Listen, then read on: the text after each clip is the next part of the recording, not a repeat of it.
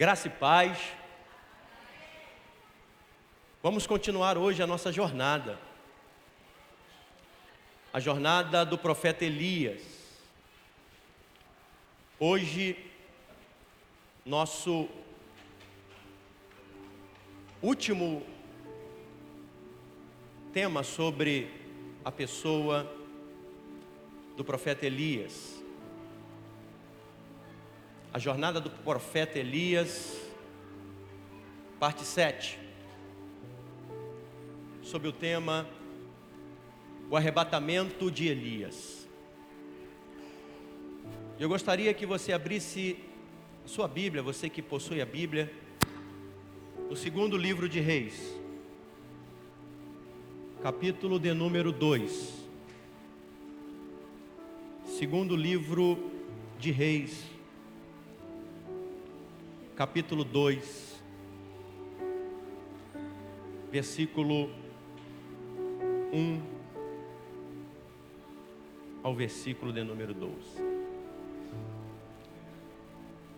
Diz assim a palavra do Senhor: Quando estava o Senhor para tomar Elias ao céu por um redemoinho, Elias partiu de Gilgal em companhia de Eliseu. Disse Elias a Eliseu: Fica-te aqui, porque o Senhor me enviou a Betel. Respondeu Eliseu: Tão certo como vive o Senhor e vive a tua alma, não te deixarei. E assim desceram a Betel. Então, os discípulos dos profetas que estavam em Betel saíram ao encontro de Eliseu e lhe disseram: Sabes que o Senhor hoje tomará o teu senhor, elevando-o por sobre a tua cabeça? Respondeu ele: Também eu sei. Calai-vos. Disse Elias a Eliseu: Fica-te aqui, porque o Senhor me enviou a Jericó. Porém ele disse: Tão certo como vive o Senhor e vive a tua alma, não te deixarei. E assim foram a Jericó. Então os discípulos dos profetas que estavam em Jericó se chegaram a Eliseu e lhe disseram: Sabes que o Senhor hoje tomará o teu senhor, elevando-o sobre a tua cabeça? Respondeu ele: Também eu sei. Calai-vos. Disse-lhe, pois, Elias: Fica-te aqui, porque o Senhor me enviou ao Jordão. Mas ele disse: Tão certo como vive o Senhor e vive a tua alma, não te deixarei. E assim ambos foram juntos. Foram 50 homens dos discípulos dos profetas e pararam a certa distância deles. Eles, ambos, pararam junto ao Jordão. Então Elias tomou o seu manto, enrolou-o e feriu as águas, as quais se dividiram para os dois lados, e passaram ambos em seco. Havendo eles passado, Elias disse a Eliseu: Pede-me o que queres que eu te faça, antes que seja tomado de ti. Disse Eliseu: Peço-te que me toque por herança a porção dobrada do teu espírito.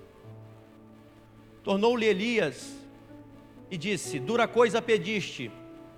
Todavia, se me vires quando for tomado de ti, assim se te fará. Porém, se não me vires, não se fará. Indo eles andando e falando, eis que um carro de fogo, com cavalos de fogo, os separou um do outro, e Elias subiu ao céu num redemoinho.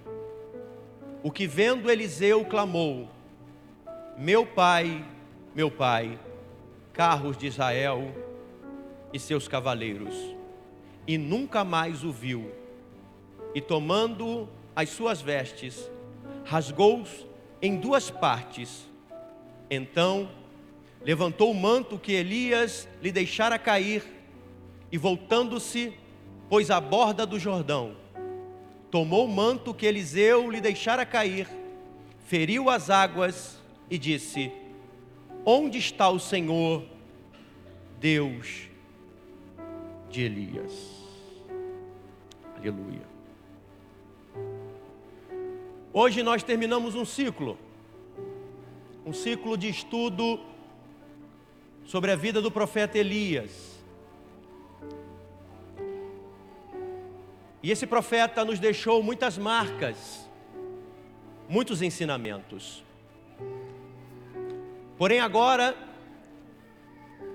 a sua hora, o seu ministério chegou ao fim, terminou. Obrigado, filho. E agora é necessário que esse ministério profético continue. É necessário que esse ministério profético avance. Porque maior que seja o homem de Deus, esse homem de Deus, ele é limitado. A obra na vida dele um dia vai se findar. Porém, a obra do Senhor, ela nunca termina. Por mais importante que seja o seu líder, um dia ele vai findar-se. E é necessário que essa obra continue.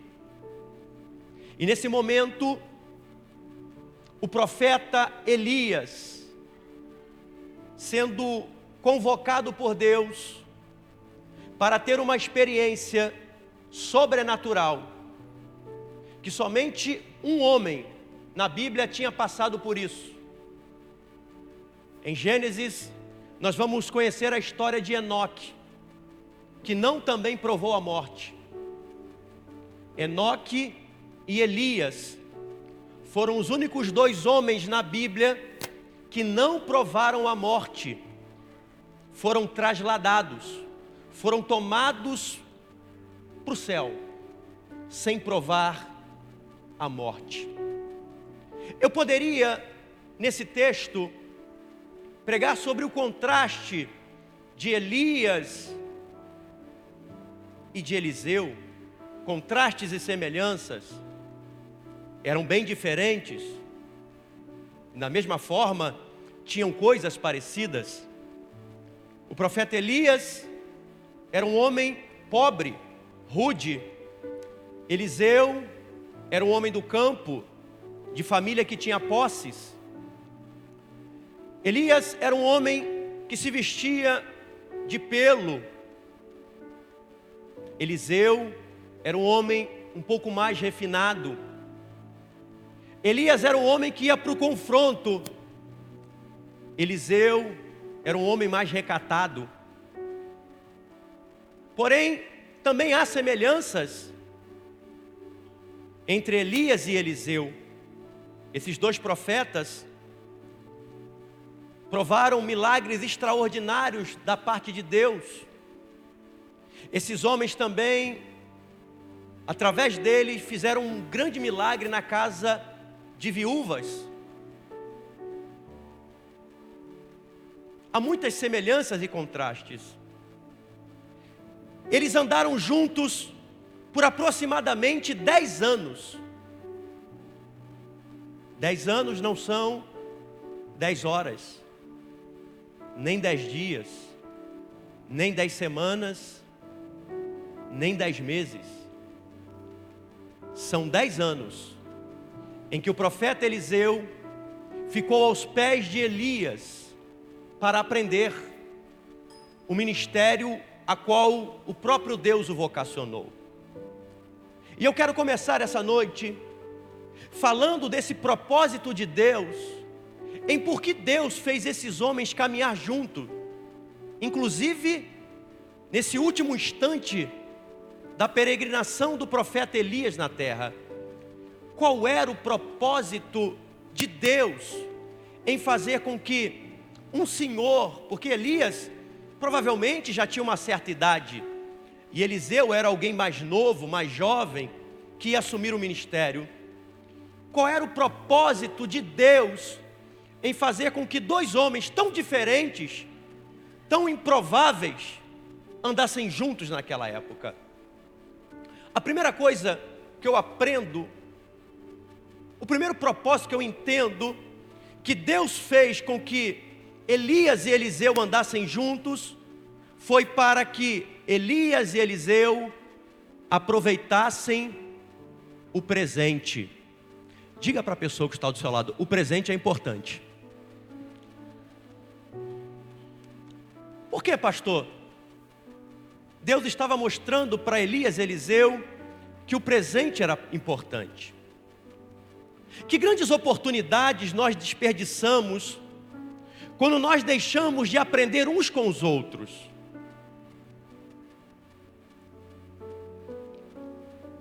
Você já parou, irmão, para analisar o quanto tempo a gente perde com discussões tão pequenas, com bate-bocas tão fúteis, enquanto nós poderíamos estar juntos, aprendendo uns com os outros? Graças a Deus, isso não acontece aqui.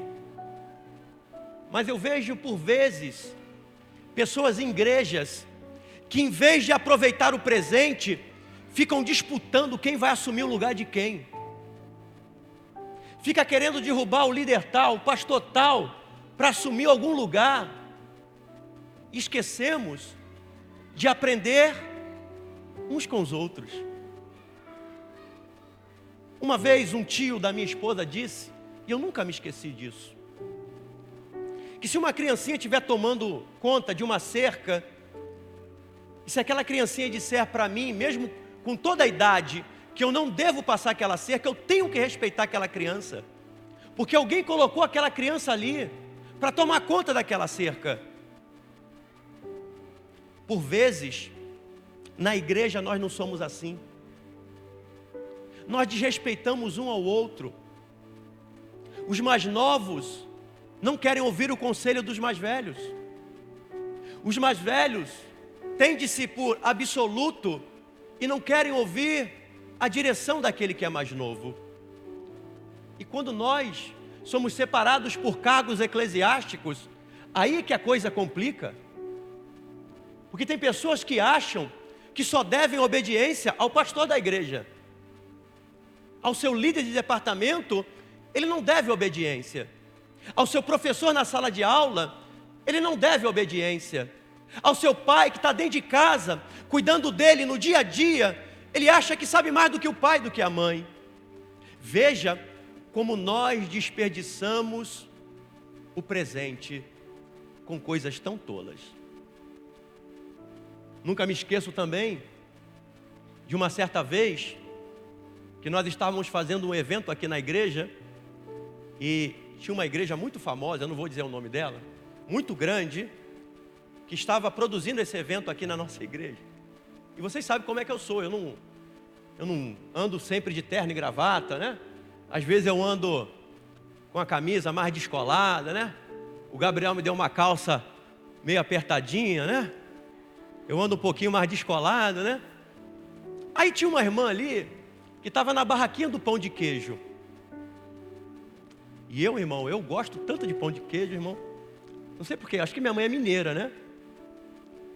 Aí eu passei para a irmã, é claro que o lanche era para as crianças, mas todos estavam comendo lanche porque que estavam trabalhando, né? Mas só que eu não me apresentei para ninguém. Eu cheguei assim, sentei lá atrás, fiquei lá no meu cantinho, ajudando as crianças. E de repente eu vi o pão de queijo, irmão. Sabe quando você vê uma coisa igual criança e fica assim, eu quero. Aí eu fui lá, irmão, na barraquinha da irmã, e falei assim, irmã, posso roubar um pãozinho de queijo aqui? Ela olhou para mim com um olhar atravessado, irmão, de cima e embaixo. Eu estava de calça jeans, estava de camisa normal. Disse assim, não, esse pão é para as crianças, não mexa. Falou com tanta autoridade, irmão, que eu botei a minha viola na sacola e saí, ó, de fininho, ó. Aí eu tô, né, lá, com vontade de comer pão de queijo, né?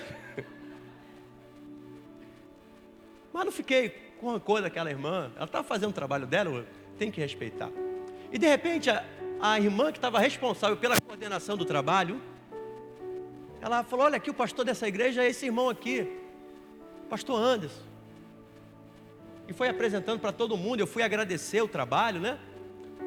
Quando a irmã falou assim: esse aqui é o pastor da igreja, a irmã ficou com uma vergonha. Mas ela ficou com vergonha porque eu era o pastor da igreja? Será que eu tinha que tratar assim e tratar bem só o pastor da igreja? Ou será que eu poderia tratar bem qualquer pessoa? Teve um irmão que veio aqui na igreja, ele ficou chocado que as crianças vêm e me abraçam, né? Mas eu nunca vi um pastor ficar, as crianças ficar abraçando o pastor. Eu falei: é porque a gente trata elas bem. Se você tratar as crianças bem, elas também vão te abraçar. O que eu estou dizendo para você nessa noite, irmão, é que Elias e Eliseu tinham diferenças enormes, mas eles andavam juntos. As diferenças não podem ser maior do que o propósito de Deus na nossa vida. Nós temos que parar com essa ideia de querer provar para o outro que é melhor. Não, nós não temos que provar para ninguém que somos melhores ou piores do que ninguém. Nós temos que provar para o outro que o outro pode contar conosco quando ele precisar. Nós temos que entender que nós devemos estar juntos. Se não fosse Eliseu na vida de Elias, coitado de Elias, Eliseu tinha um cuidado especial com o profeta. Eliseu cuidava dele nos mínimos detalhes. E às vezes, irmãos, nós não temos esse cuidado uns com os outros. Pior de tudo é quando esse cuidado não está dentro de casa, com as pessoas que são mais próximas de nós, nossa esposa. Porque a gente trata bem. Eu não sei se você conhece gente assim, irmão, né? Mas eu conheço algumas pessoas assim. Trata melhor a pessoa da rua do que o próprio marido ou a própria esposa dentro de casa. Não dá para entender um negócio desse. Nós estamos deixando de aproveitar o presente, irmão, o dia a dia, porque o dia de amanhã nós não sabemos se teremos. Então Deus está dando uma lição para nós aqui essa noite, dizendo: aproveita o dia de hoje. O dia de hoje, irmão, é tão magnífico que o nome dele é presente. É uma dádiva que Deus está dando para mim e para você. Não desperdice esse dia com coisas tão pequenas, com coisas tão fúteis, discutindo com coisas tão pequenas. Ame um ao outro, que Deus tem coisas grandes a fazer na tua casa, na tua família, no teu ministério. Bendito seja o nome do Senhor. O segundo propósito que Deus teve na vida do profeta Elias e do profeta Eliseu para andar juntos, foi que Elias, ele foi de cidade em cidade, e essas cidades são especiais, a qual ele passou: Betel, Jericó e Gilgal. Todas essas cidades tinham escolas de profetas. E o segundo propósito que Deus fez com que Elias e Eliseu passassem por aquelas cidades foi para mostrar uma perspectiva do futuro. Elias estava dizendo assim: olha, Eliseu, aqui em Betel tem uma escola de profeta, ali em Jericó tem outra escola de profeta, em Gilgal tem outra escola de profeta, porque nós temos que cuidar do futuro dos profetas. Nós temos que cuidar com o futuro do reino. Nós temos que preparar novos obreiros. Sabe por quê, Elias? Eu estou indo, daqui a pouco você vai, e você tem que manter essas escolas. Essas escolas de profetas eram como seminários, como escolas bíblicas dominicais, em que os profetas aprendiam como se conduzir diante de Deus, como se apresentar diante do povo, como falar a palavra de Deus. Era ensinado tudo aquilo para aqueles profetas. E era necessário que Eliseu também tivesse uma consciência sobre o futuro. Ei, irmão, se você é um servo do Senhor, assim como Elias ou Eliseu, você também tem que entender que a obra de Deus, ela vai em você. Deus quer te usar, mas é necessário que você entenda que para que essa obra continue, é necessário você fazer discípulos. É necessário você pregar o Evangelho, é necessário você fazer missões, é necessário você ganhar outras vidas para Jesus, porque a obra de Deus, ela tem que continuar, ela não pode parar em mim, ela não pode parar em você, ela tem que continuar, de porta em porta, de casa em casa, de esquina em esquina, de bairro em bairro. Nós somos os responsáveis por dar continuidade à obra de Deus aqui na terra. Quem aqui é discípulo de Jesus, irmão? Levanta a mão. Diga assim: eu sei que eu sou discípulo, mas também sei que tenho a responsabilidade de fazer discípulos. Responsabilidade. Olha o que o apóstolo Paulo, irmão, vai dizer a Timóteo. Segunda carta de Paulo a Timóteo, capítulo 2, versículo 2. Paulo, é a última carta de Paulo. 2 Timóteo 2:2. Para um jovem pastor. Assim como Elias estava cuidando que Eliseu substituísse, e estava dizendo: Eliseu, faz novos profetas, procura fazer novos discípulos. Olha o que o apóstolo Paulo vai dizer para o jovem pastor Timóteo. Quem pode ler comigo? Vamos lá? No 3? 1, 2, 3. E o que...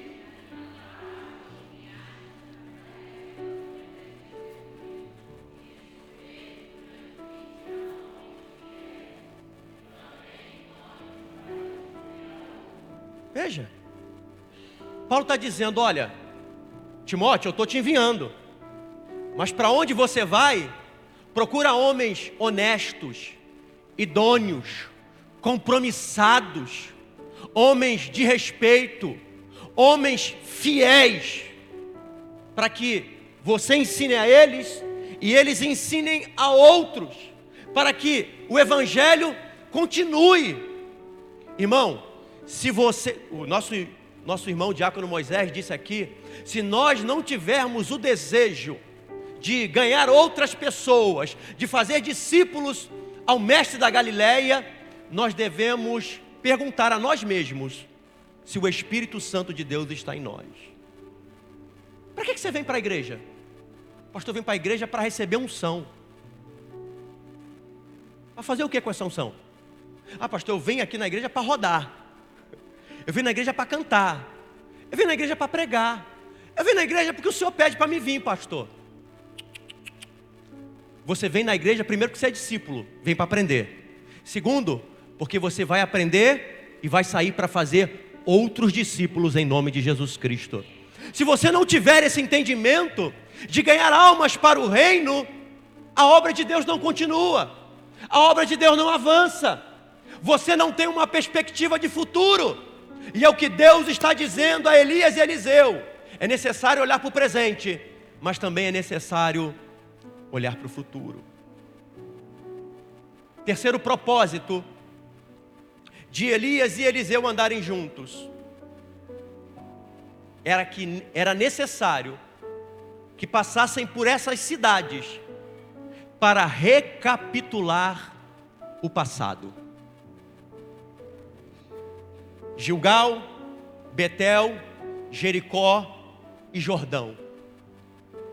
Cada lugar onde Elias e Eliseu passou antes do arrebatamento de Elias, eram lugares que apontaram uma grande manifestação da obra do Senhor na nação de Israel.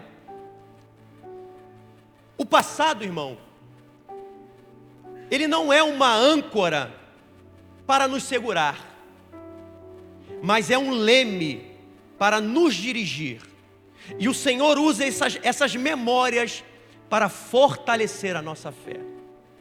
O passado é importante, irmão, não para nós ficarmos presos a ele como uma âncora, porque tem pessoas que são assim: pastor, eu quando era mais novo na fé, eu fiz isso, fiz aquilo outro, e está fazendo o que agora? Você colocou já viu um navio, irmão? Eu não sei se eu fui fuzileiro. Então eu sei o que é um navio, irmão. Um navio, quando coloca âncora, ele fica estagnado, parado, não sai do lugar.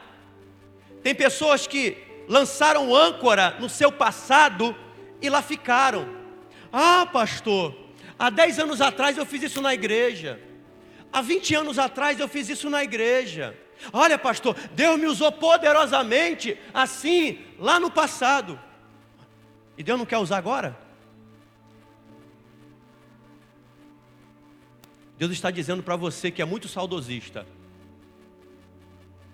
ergue essa âncora hoje, porque o teu passado só serve de lembrança para dar direção para o teu futuro.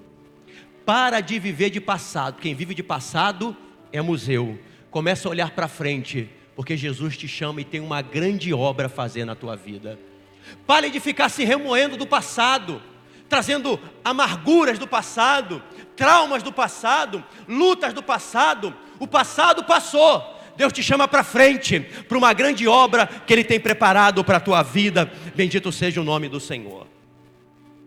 E Deus vai trazer à memória algumas coisas interessantes na vida de Eliseu. A primeira em Gilgal. Pastor, o que aconteceu em Gilgal? Gilgal foi neste lugar em que os israelitas, após atravessarem o Jordão com Josué, eles fizeram a circuncisão. Ali eles reafirmaram a aliança com Deus. Gilgal para nós hoje é lugar de relembrar o compromisso que você fez com Deus. Deus está te trazendo hoje para Gilgal, para trazer à tua memória que você fez um compromisso. Não foi comigo, não foi com a igreja. Tu fez um compromisso, foi com Deus. Tu fez uma aliança com Deus. E Deus hoje está te levando a Gilgal para dizer: lembra do compromisso que tu fez comigo? Ele ainda está de pé. Eu vou cumprir esse compromisso na tua vida, mas é necessário que tu cumpra a tua parte. Dá uma catucada na pessoa que está do teu lado e diga assim: lembra do teu compromisso com Deus?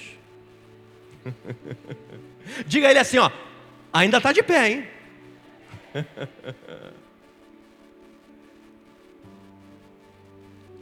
Segundo lugar, o segundo lugar em que Elias e Eliseu passaram foi em Betel. Sabe o que aconteceu em Betel, irmão? Betel foi onde Abraão consagrou a sua vida a Deus. Betel foi onde Jacó passou aquela noite e viu anjos de Deus subindo e descendo aquela escada. Abraão e Jacó, quando voltaram dos seus problemas, voltaram em Betel para agradecer. Betel, irmão, é lugar de promessa. E lugar de promessa é lugar que Deus está nos levando hoje para dizer: todas as promessas que eu te fiz ainda estão de pé. Deus não é homem para que minta, nem filho do homem para que se arrependa.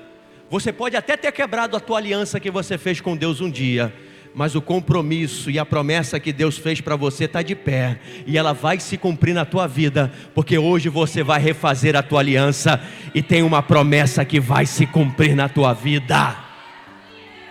Pastor, é muito difícil se cumprir, é impossível. Quando Jacó fugiu da presença do seu irmão, ele chegou em Betel, pegou aquela pedra e disse: Senhor, se tu me trouxeres aqui de volta, eu estou fugindo, meu irmão quer me matar, mas se tu me trazer aqui com vida de volta, eu vou te dar o dízimo de tudo que eu receber, e vou te exaltar, eu vou te engrandecer, se tu cumprir isso. E Deus estava mostrando aquela escada, e lá em cima daquela escada tinha uma porta. Diga assim: em cima da escada sempre tem uma porta. Ai meu Deus do céu, o negócio agora vai, o fogo agora vai esquentar, hein? Eu vou te explicar esse mistério. O judaísmo, irmão, ele tem muitas interpretações do Antigo Testamento. Eu não estou dizendo que essa é a certa ou errada, mas é uma visão interessante, é uma análise interessante dessa visão de Jacó. Ele viu uma escada, anjos subindo e descendo, e lá em cima ele viu uma porta. Na tradução rabínica desses estudiosos judeus, quando Jacó olhava aquela escada, não era uma escada assim que a gente, de madeira não, era uma escada de degrau, né? Ele via o pé da escada e via a porta lá em cima, e o meio da escada era nuvem. Ele não via o meio da escada, ele via o início e o fim, que tinha uma porta. E aquela porta, esses intérpretes judaicos, eles vão dizer que aquela porta era do tamanho exato de Jacó. Quer dizer, só Jacó poderia passar por aquela porta, mas ninguém passava por aquela porta. A porta tinha o quadrante de Jacó. Se fosse um pouquinho mais gordinho, não passava. Só Jacó passava naquela porta. Deus está dizendo o seguinte: olha, Jacó, a partir de hoje você vai começar uma caminhada. Você está vendo o início, mas o meio você não está vendo. O meio tem muitas nuvens, é turbulento, é assombroso até, é difícil. Por isso que você não pode ver o meio da escada. Mas lá no topo tem um lugar preparado que é só para você entrar. Quem quiser entrar no teu lugar não vai entrar, Jacó. Teu irmão pode até querer entrar no teu lugar, mas não vai entrar, Jacó. Aquele lugar é teu. Tu não sabe o que vai acontecer no meio da escada, mas se prepare, tu vai chegar no topo da escada. A promessa que eu faço contigo aqui hoje, Jacó, nesse Betel, é que você está vendo o início da caminhada. Você não sabe o que vai acontecer no meio da caminhada, mas eu te garanto, você vai entrar por aquela porta no fim da escada, porque quem garante a tua vitória é o Senhor Deus Todo-Poderoso. Eu não sei em que estágio você está dessa escada, se você está no meio, se você está sofrendo, se você está chorando, se você está se esperneando, se você pensou voltar atrás, se você caiu, eu não sei. Eu sei que tem uma porta aberta, e essa porta é tua, é você que vai entrar nela, em nome de Jesus Cristo. Aleluia. Betel é lugar de trazer à memória as lembranças. O terceiro lugar a qual Deus queria trazer à memória de Eliseu e de Elias era Jericó. Pastor, o que aconteceu em Jericó? Jericó foi a primeira batalha do povo na terra prometida. Quando os israelitas chegaram e Deus falou para eles que eles tinham que vencer o exército que era invencível, as muralhas que eram intransponíveis, muitos do povo duvidaram e disseram: Deus nos trouxe lá do Egito, nos atravessou o Mar Vermelho, nos fez peregrinar 40 anos no deserto, atravessou o Jordão para a gente morrer aqui nessa terra prometida? Jericó, irmão, é lugar de conhecer e de reconhecer que o Deus que você serve é um Deus de impossíveis. As muralhas eram intransponíveis. O povo era leigo na batalha. O povo não tinha armamento suficiente para transpor as muralhas. O povo era incapaz de vencer aquela batalha. Mas Deus vai reafirmar o seu compromisso de Deus forte para dizer àquele povo: olha, eu abri o Mar Vermelho, vocês ainda duvidam. Fiz maná cair do céu, vocês ainda duvidam. Fiz o fogo de noite e a nuvem do dia, e vocês ainda duvidam. Abri o Jordão diante de vocês, vocês ainda não acreditam. Isso que vocês estão vendo diante de vocês é intransponível. Ninguém entrou, ninguém passou, ninguém pulou, ninguém atravessou, ninguém venceu.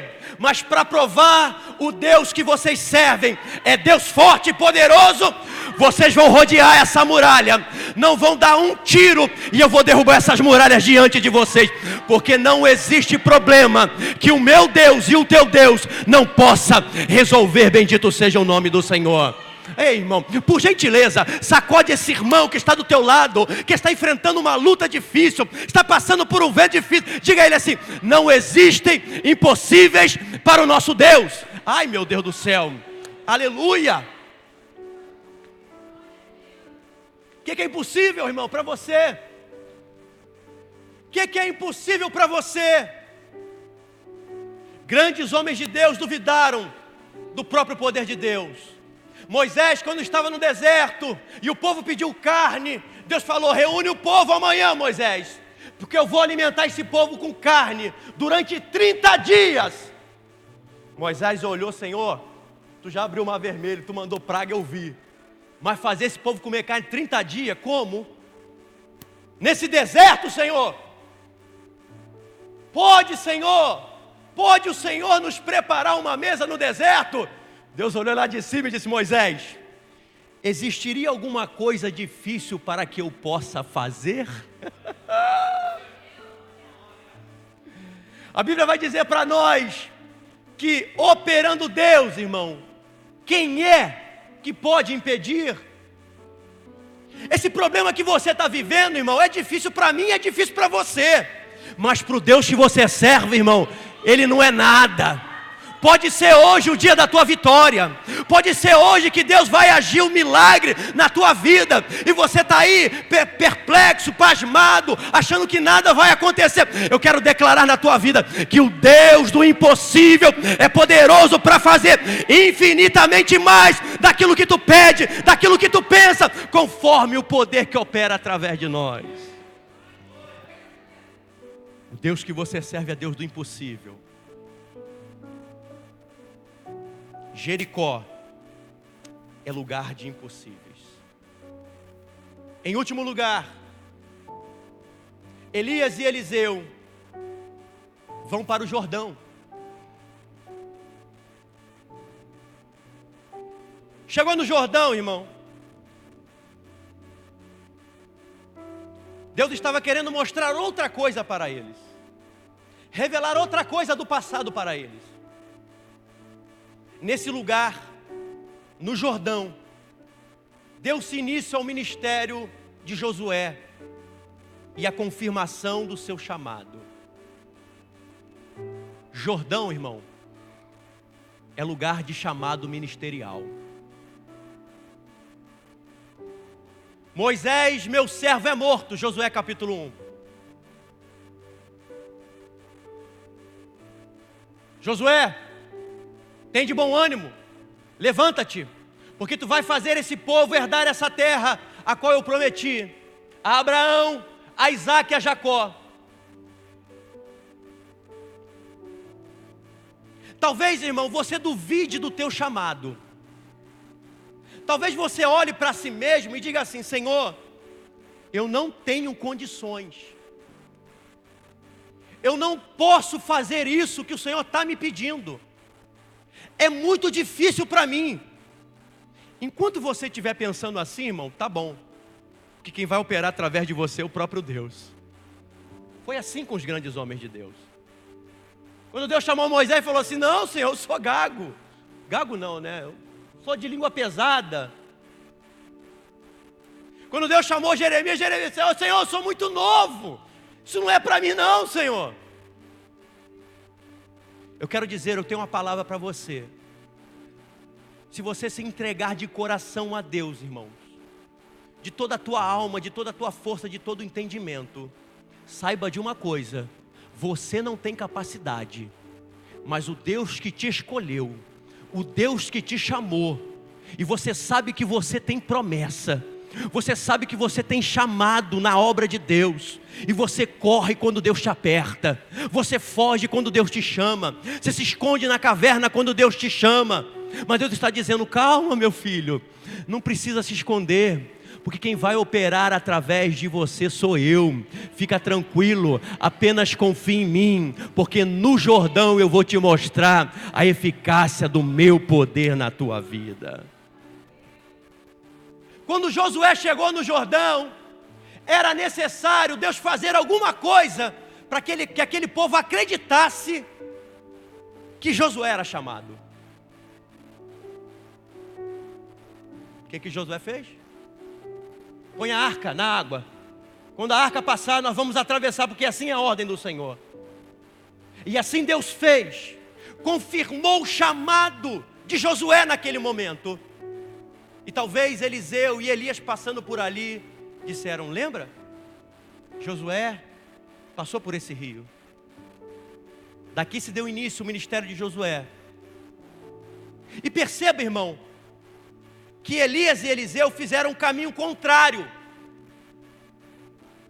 Percebeu? Eles estavam na terra prometida, estavam saindo da terra prometida. Eliseu vai começar o seu ministério fora dos domínios de Israel. Eliseu está fazendo um caminho, ele está saindo de Israel. Por quê, pastor? Deus está fazendo com que Eliseu saia dos locais mais concentrados de Israel para fora. Por que Deus está fazendo isso? É porque quem foi chamado, irmão, olha primeiro lá para fora, porque sabe que as almas perdidas estão lá fora. Eliseu, o teu chamado é ser profeta, mas saiba de uma coisa: olha lá para fora, faz o caminho de volta e traga pessoas lá de fora para dentro. É necessário que a igreja hoje entenda que nós não podemos ficar em quatro paredes, no reteté de Jesus, no reteté de Jeová. Nós não podemos ficar aqui nos alimentando, enquanto as almas estão lá fora. E evangelizar, irmão, não é só sair um grupo de pessoas evangelizar. Evangelizar é quando você sai daquela porta, encontra um amigo, uma pessoa e fala do amor de Jesus para ela. Convida ela para estar na casa do Senhor. Evangelizar é você dar um bom testemunho. É você, onde chegar, ser agradável, ser gentil, ser amoroso. Porque como você vai ganhar almas para Jesus se você não dá um bom dia ao teu vizinho? É necessário que entendamos que o Jordão é o local em que Deus confirma ministério. E Ele quer confirmar o teu ministério. Como assim, pastor? Vai ganhar almas para Jesus. O que confirma o teu ministério é quando você ganha almas para o reino. Não é quando você vem para a igreja não, irmão. Vir para a igreja é dever do cristão. Mas a confirmação é quando eu tenho um amor pelas almas. É quando eu entendo que eu tenho que falar do amor de Jesus para aqueles que estão perdidos. Confirma o teu ministério hoje, irmão. Às vezes eu vejo pessoas querendo o microfone, mas não querem as almas. As almas perdidas não estão aqui. As almas perdidas estão lá fora. Quando você entrar no teu carro, dá carona para alguém, como o nosso irmão Regiano faz. Entra um cliente no carro dele, ele vai evangelizar, vai falar do amor de Cristo. Vai pregar o evangelho. Vai pregar o evangelho para o teu vizinho. Vai pregar o teu evangelho para um colega. Pastor, eu tenho chamado, mas não tem dado jeito. Insista, irmão. Não desista. Vai ter uma hora que a graça de Deus vai alcançá-lo. Mas se não há quem pregue, como ouvirão? Confirma o teu chamado. Fazendo o quê? Trabalhando, ganhando almas para o Senhor Jesus Cristo. Quero encerrar essa mensagem dizendo 4 coisas que Eliseu entendeu para dar continuidade à obra profética, ao ministério profético. 4 coisas que Eliseu compreendeu, para a gente encerrar. de forma bem rápida. A primeira está no versículo de número 4. Acompanhe comigo. Versículo 4 de 2 Reis, capítulo 2. 2 Reis, capítulo 2, versículo 4. Vamos lá? Todo mundo junto? Numa só voz? 1, 2, 3. Disse...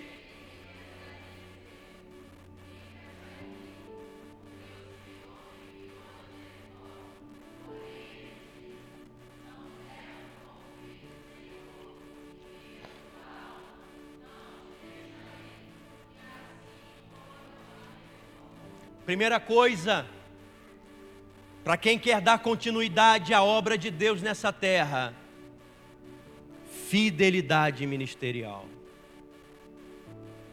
Elias olhou para Eliseu: Eliseu, fica aqui. Eliseu: não. Aonde tu for, eu estou contigo. Para onde tu ir, eu vou contigo, eu estou contigo.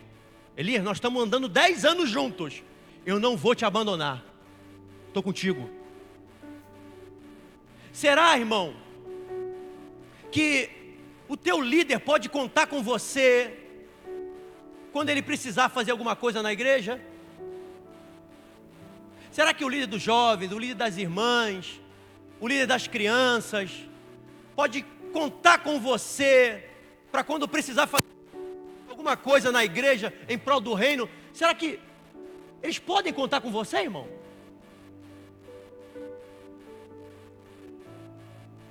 Fidelidade. Segunda coisa que Eliseu aprendeu, versículo 5. Olha o que diz o texto. Vamos lá, versículo 5. 1, 2, 3. Então...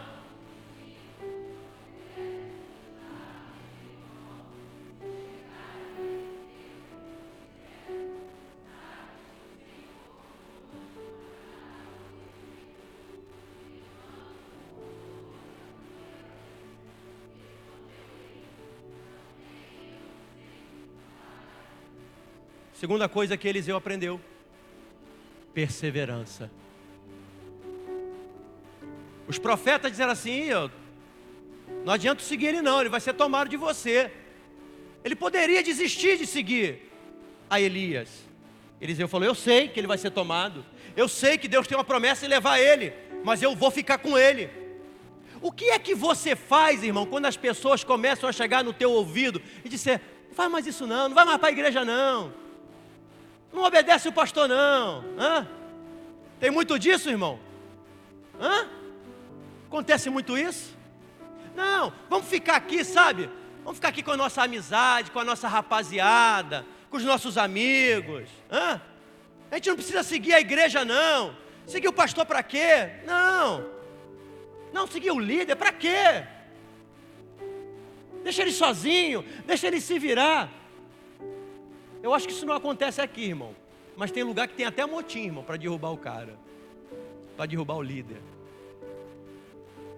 Não, fulano está fazendo isso, mas vamos derrubar ele. Vamos derrubar ele para ele ver como é que é.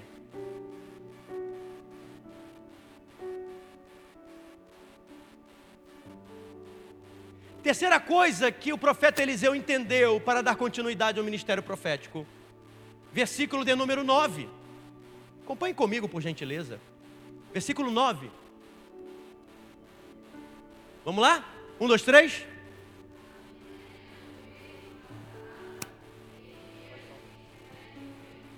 Pede-me.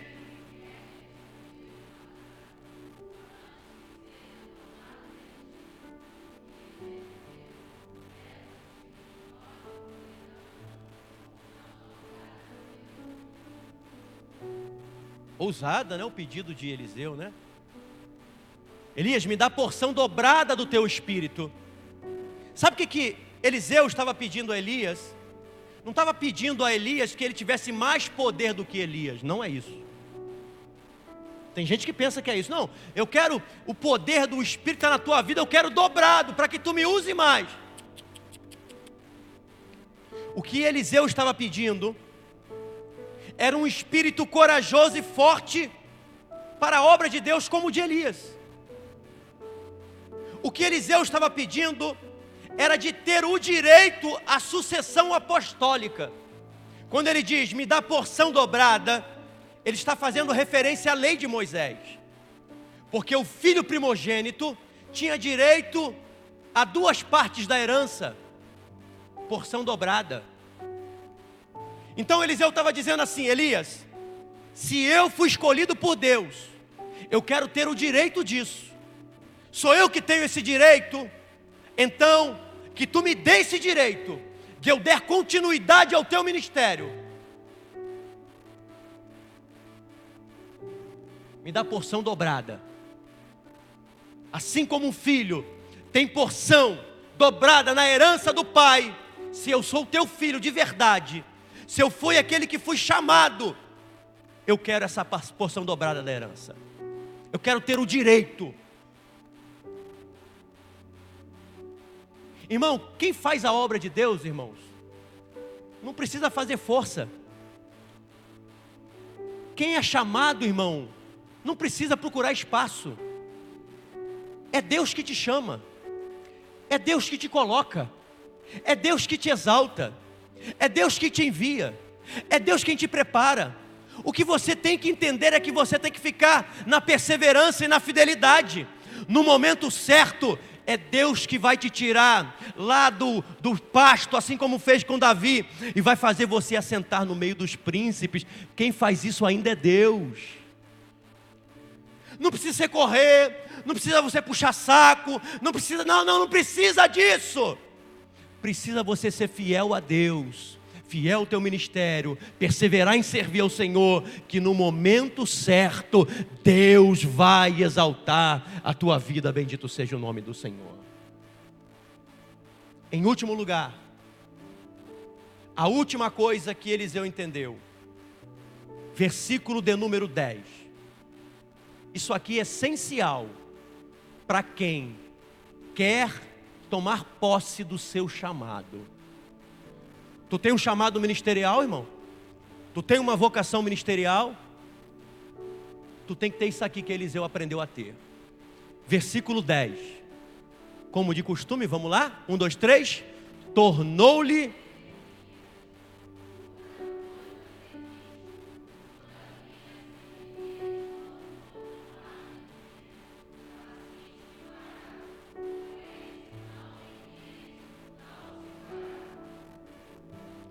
Elias está dizendo para Eliseu, Eliseu, tu quer dar continuidade ao ministério profético na nação de Israel? Tu quer continuar com essa obra em Israel? Tu quer ter direito a isso? Tu me pediste uma coisa muito dura, mas fica tratado assim. Se quando eu for tomado de ti, você me vê, se fará assim, tu vai ter porção dobrada, tu vai ter direito. Se você não me vê, tu não vai ter esse direito. Eliseu, que já andava junto com Elias, andou mais junto. Agora que eu vou andar colado com esse cara. Diz a Bíblia Sagrada que eles estavam andando juntos e conversando. Andavam juntos, lado a lado, e conversavam. Isso fala de comunhão. Quando eles estavam andando juntos, diz o texto sagrado, que veio uma carruagem de fogo, com carros de fogo, com anjo de fogo, com roda de fogo. Quem é do fogo, dá um glória a Deus aí, irmão. Tudo era de fogo. Diz o texto que essa carruagem separou Elias de Eliseu, e veio um redemoinho de fogo. O redemoinho cercou Elias e foi levando Elias ao céu. E Eliseu, vendo aquilo, meu pai, carros de Israel e seus cavaleiros, eu estou vendo. Eliseu não tinha visto nenhuma visão espiritual. Se você quer ver cumprir o teu chamado, você tem que aprender a ter visão espiritual das coisas. Visão espiritual às vezes não é ver anjo. Visão espiritual é saber discernir aquilo que é de Deus e aquilo que não é de Deus. Você pode até ver anjo, pode até ver carro de fogo, pode até ver cavalo de fogo, pode até ver redemoinho de fogo, mas o mais importante é o que você discerne daquilo que você enxerga com os teus olhos carnais. O apóstolo Paulo vai dizer para nós, na carta aos Coríntios, que quem é de Deus, quem tem o Espírito de Deus, discerne todas as coisas, porque o Espírito Santo de Deus está na mente dele, e ele consegue discernir todas as coisas. Ele tem visão espiritual das coisas, ele sabe discernir quando uma coisa vem da parte de Deus, quando uma coisa é humana. Só para dar um exemplo, certa vez a gente estava expulsando um demônio, e todo mundo expulsando demônio, sai demônio, demônio, nada de sair. Aí eu falei, isso não é demônio não. Não é demônio não. Aí então, irmão, sai em nome de Jesus, sai em nome de Jesus, sai em nome de Jesus, sai em nome de Jesus. Dado o demônio sai. Não teve nenhuma visão, irmão, não uma revelação, apenas um discernimento espiritual. Eu falei, irmãos, vocês me dão licença? Com todo respeito. Catuquei o ombro da pessoa, falei, irmão, em nome de Jesus, tu levanta, ou senão tu vai tomar uma coça. O irmão levantou e foi embora. Discernimento. Quando alguém chegar para você falando uma fofoca, falando, fulano fez isso, fulano fez aquilo, fulano fez aquilo. Calma. Respira fundo. Não tome decisões precipitadas. Pare para ouvir o que o outro lado tem a dizer. Visão espiritual. Pastor, vamos fazer isso, fazer aquilo, fazer aquilo. Calma. Olhe à sua volta. Não se desespere. Deus está no controle de todas as coisas. Aprenda a enxergar aquilo que ninguém vê. Aprenda a enxergar aquilo que ninguém está vendo. No teu trabalho, na tua escola, na tua faculdade, na igreja. As pessoas têm visão limitada das coisas. Não conseguem discernir o óbvio. Não conseguem discernir a própria vida. Como é que vão ter discernimento das coisas de Deus? Tem pessoas, irmão, que estão de igreja em igreja, batendo de lá para cá, querendo ouvir Deus falar. Eu quero ouvir Deus falar, pastor. Eu vou ali, tem um profeta. Eu vou ali, vai. Isso é falta de discernimento. Abre a Bíblia porque Deus vai falar contigo. Seja crente de verdade, firma na igreja de verdade, serve a Deus de verdade, ganha almas para Jesus, que você vai ver que você vai ter discernimento espiritual. Quero ouvir Deus falar comigo. Senhor, fala comigo em sonho. A pessoa come uma pizza, eu sonhei que veio uma sombra e levou a minha filha. Só vai ter sonho ruim, irmão. Vai achar que foi Deus que deu o sonho, vai achar que foi o demônio que deu o sonho. Está confusa, está sem direção. Quem não tem a palavra de Deus no seu coração, está perdido, irmão. Visão espiritual. Diga para a pessoa que está do seu lado assim: nós precisamos ter visão espiritual. Aleluia. A maior visão espiritual que você tem que ter é compreender que Deus está falando contigo. Deus está dizendo para mim e para você essa noite que Ele tem um projeto, Ele tem uma promessa na minha vida, na tua vida. Ele tem um chamado a realizar. Ele quer fazer coisas grandes e novas. Ele quer perdoar os teus pecados. Ele quer te dar uma nova vida. Será que você já conseguiu entender isso hoje, irmão?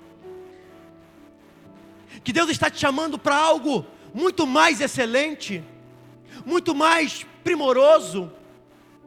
E Ele quer te dar uma nova vida em Cristo. Eu quero fazer 2 orações. Queria convidar a igreja para ficar de pé nesse momento. Aleluia.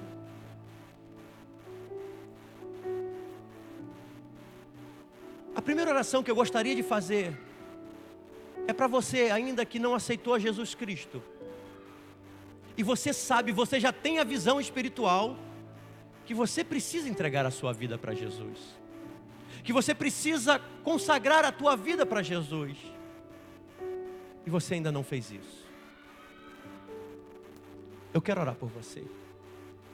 Alguém aqui essa noite que quer entregar a sua vida para Jesus, ou quer voltar para os caminhos do Senhor, quer fazer aquela aliança lá de Gilgal, quer renovar a aliança com o Senhor.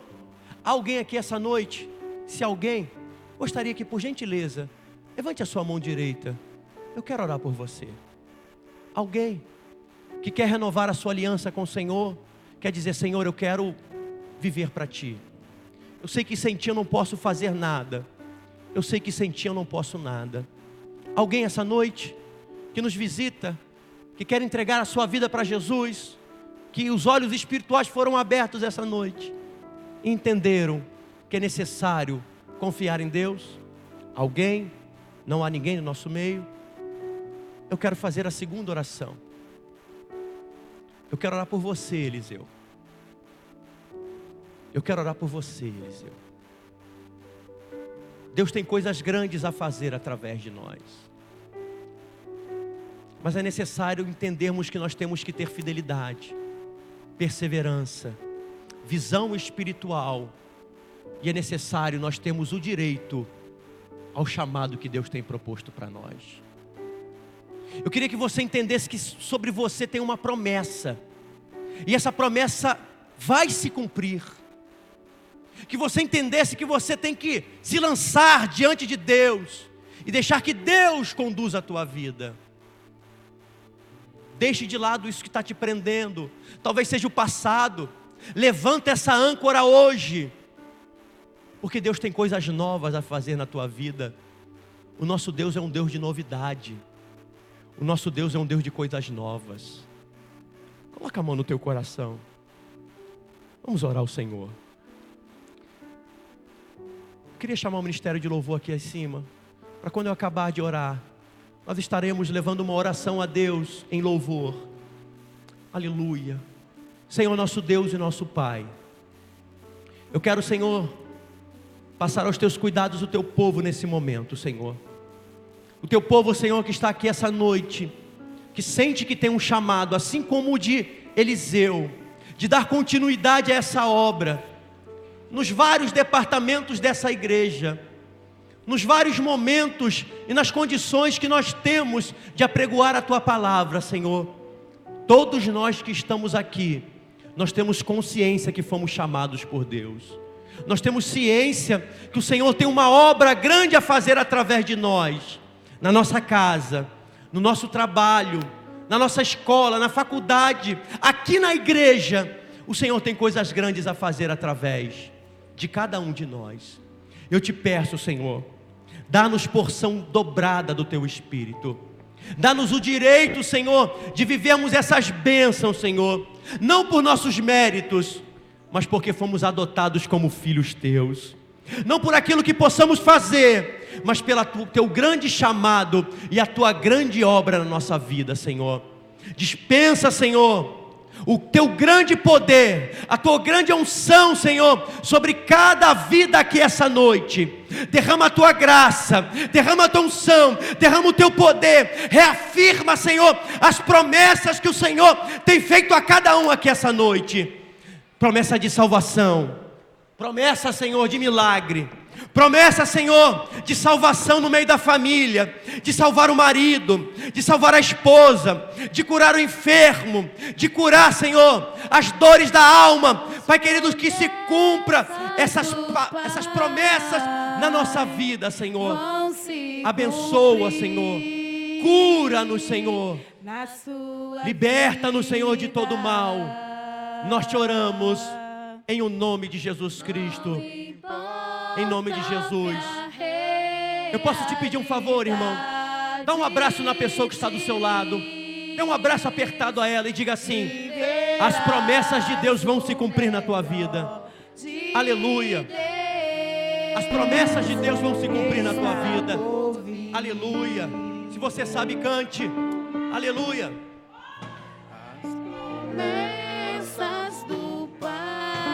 Ô, glória, me ajuda, hein? Vão se cumprir. Oh, aleluia. Na sua vida.